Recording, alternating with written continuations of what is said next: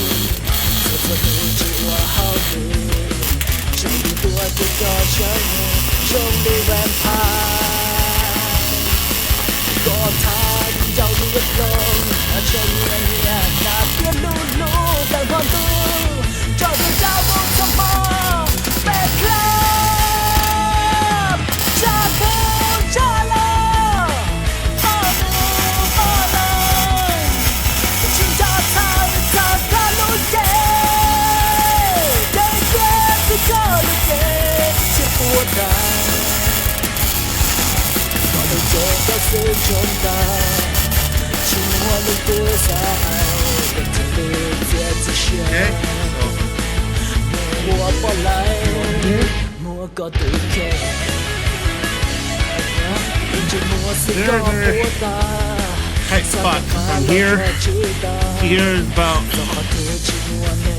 12 inch, and trying to weld it the best I could with a tight spot, but this is the best I could do.